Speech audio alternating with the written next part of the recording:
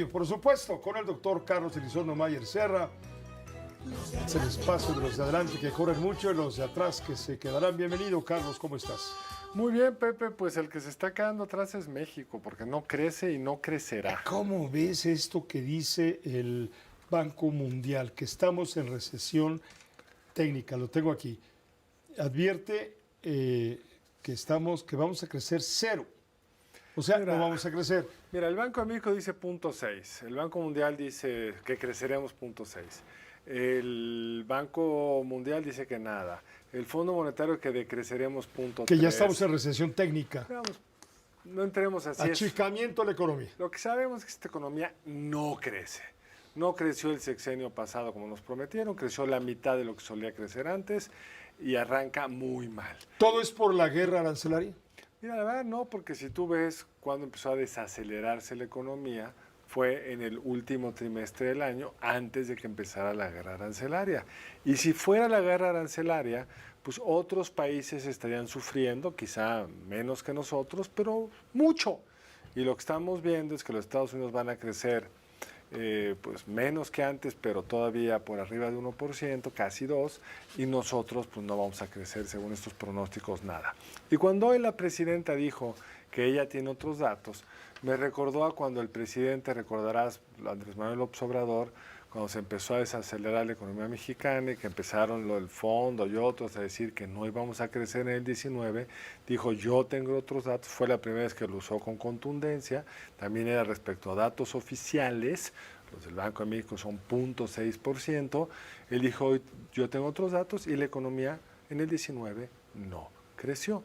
¿Por qué no está creciendo la economía mexicana? Por supuesto, la incertidumbre generada por los aranceles es importante, pero también está el ciclo sexenal y la necesidad de apretar el gasto público. Es decir, cada vez que arranca un nuevo gobierno, pues hay que volver a hacer los planes, cambia la gente, están acabando lo del pasado, pero hay que empezar lo del presente.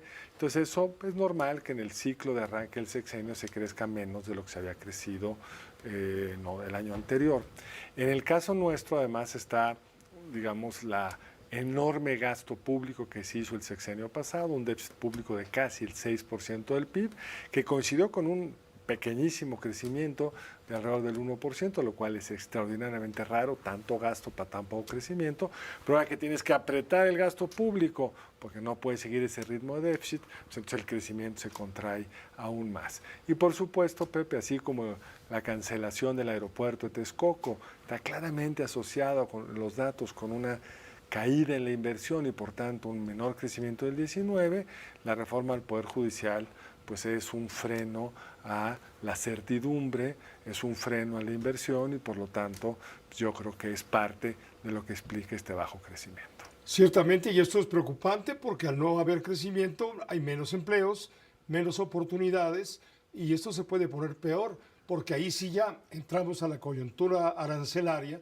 en donde algunas empresas estadounidenses radicadas en México van a emigrar o van a desviar sus líneas de producción, en fin, y van a generar desempleo en alguna proporción. Absolutamente. Ahora, lo que es bien interesante el caso mexicano, Pepe, es que al mismo tiempo la presidenta tiene altísimos niveles de aprobación.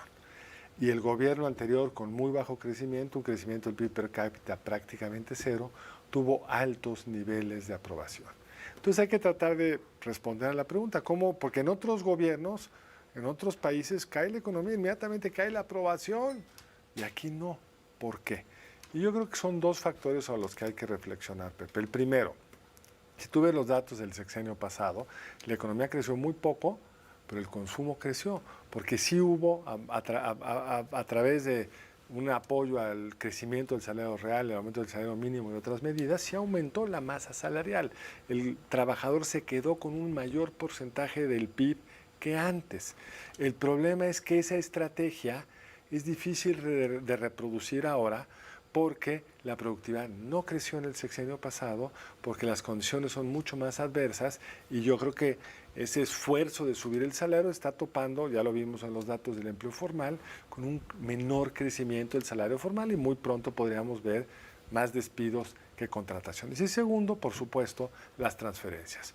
El problema de las transferencias es que hay que pagarlas mes con mes y como están apretando fiscalmente, pues entonces una serie de bienes y servicios públicos, el más obvio, el gasto en salud, están siendo nuevamente colapsados.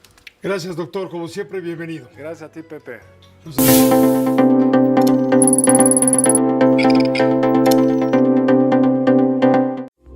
Esta fue una producción de Grupo Fórmula. Encuentra más contenido como este en radioformula.mx.